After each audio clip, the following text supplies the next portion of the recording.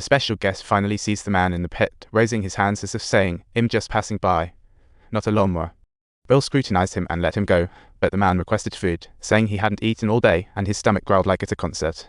He asked Bill for some food, but Bill declined, knowing that if he caved in, nearby homeless folks would turn this into an all-you-can-eat buffet. Still, the man promised not to spill the beans, and Bill figured he didn't look like a liar. Bill took pity and let him in. The man, Frank, was overjoyed at the meal, acting like a child, and even asked Bill to play the piano for fun. As the music ended, the two embraced, starting a quirky duo life in this deserted town. During this time, they met smugglers Joel and Tess, then fast forward to 2013, where everything seemed like a TV drama. Frank got Bill a birthday gift, growing sweet strawberries in chaos, as if saying, "Outside's crazy, but we've got strawberry cake." Their happy life was abruptly interrupted one midnight when a gang of thugs tried to crash their party. Bill fired his gun like he was hosting an unwelcome party and scared them off, but unfortunately, he ended up getting hit, almost playing a game of who will fall first. Bill thought he was done, asked Frank to call Joel, but Frank used white wine for first aid, disregarding medical guidelines. Miraculously, Bill survived. 10 years later, Frank couldn't walk, whizzing around in a wheelchair like an athlete. Tired of it all, he asked Bill to slip poison into his drink, basically saying, "I'd like to cash out early, please." That day, they did as they pleased, married and feasted grandly, nearly becoming a human feast. However, Frank didn't expect Bill to leave with him too. They entered the bedroom, and the doctor never emerged. Joel re-entered, calling Bill but got no reply. The bedroom door wouldn't open, like an alarm. The observant Ellie found a note Bill left for Joel on the table, basically saying, "Hey Joel, sorry, we both took a holiday, and remember to lock the..." Joel freely used the supplies here. Sad, he walked outside, knowing Tess and Bill had left. Joel put on a brave face and started organizing supplies, cars, food, weapons. They packed almost a whole truck heading to their destination. Joel and Ellie stopped at a gas station to rest, while Ellie secretly practiced. Joel scavenged gas from cars like the gas thief.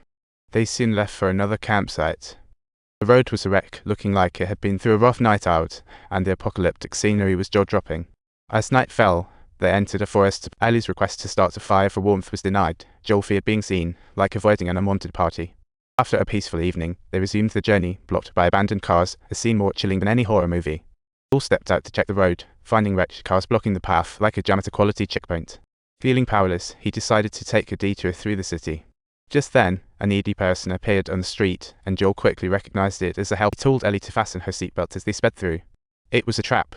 Someone on the roof dropped a heavy object on their car, and nails burst the tires. To evade sudden foes, Joel crashed his car into a shop, bullets flying like in target practice. Under Joel's cover, Ellie hid in a wall hole opposite, and Joel swiftly defeated an enemy, moving like in a stunt. But another enemy suddenly emerged from behind the door, catching Joel unawares. Ellie saw Joel in danger, her heart like falling dominoes. She pulled out her hidden gun, fired as the wounded foe pleaded, like a humanitarian debate. Joel wasn't a murderer. He endured 20 years of hell, seeing humanity's worst with a heavy heart. Joel couldn't take any risks, so he had Ellie evade and then took care of the enemy to stay alive. They gathered some supplies and continued their rest. The city survivor group discovered their fallen comrade and suspected an invasion by outside mercenaries, like something out of a detective novel. The female leader, Catherine, ordered a citywide search for the culprit. Joel and Ellie, hiding in the shadows, realized it was time to make an exit, feeling like they were in an undercover showdown. They must leave ASAP. Joel thought Ellie sulked over shooting, but she was secretly proud, calling it personal adjustment. Subtitles: Ellie said it wasn't her first time shooting. Joel didn't ask more, but earnestly guided her on gun use, unsure if he'd slip and get sprayed with pepper one day. Subtitles: Meanwhile, the female leader concealed an even greater secret, severely damaged floors in an underground vault hinting at a doomsday archive. Subtitles: It seemed a mutated creature breathed underground. Catherine kept it secret temporarily, like holding a monster confidential meeting. She decided to catch the invaders first. At night, Joel and Ellie opened a shipping company's door, climbed to the rooftop, feeling like launching a grand theft. From above, they sought a safe escape route.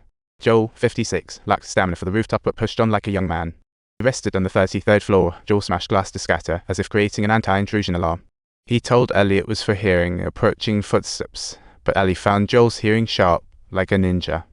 Worried if the alarm's limit works, Joel confidently called it his survival secret, or how to live guide. But before dawn hit, Ellie woke Joel up, and surprise, they meant no harm. They were just trying to escape the rebels, like being in the scene straight out of Fast and Furious. They had angered the city's rebel leader and were planning their escape when they spotted tough guy Joel taking out 2 rebels, so they decided to form an alliance of temporary cooperation. Henry analyzed the current situation. Highways around the city were heavily guarded, like a fortress. The hope of escape lay in the underground tunnel. However, Henry feared that infected might lurk down there, almost like they were setting the stage for Doomsday reality show. Under Henry's leadership, they found the tunnel entrance and discovered signs of past habitation, feeling like they had entered a forgotten world. They rested again till nightfall, then crossed the tunnel unbothered by the infected, like on an undisturbed night tour. Henry marveled at their plan's success. Cross one more river, and they'd escape. Just then, a gunshot plunged them back into crisis mode, and they quickly took cover behind a nearby car like dodging flying popcorn. Joel resolved to sneak behind the shooter alarm. True to form, the shooter's aim was terrible. Joel entered the building and found only a white-haired man, seemingly on a gun retirement plan. Dang. Don't forget to like and subscribe after enjoying this video. Your support keeps us rolling out more laughs and fun.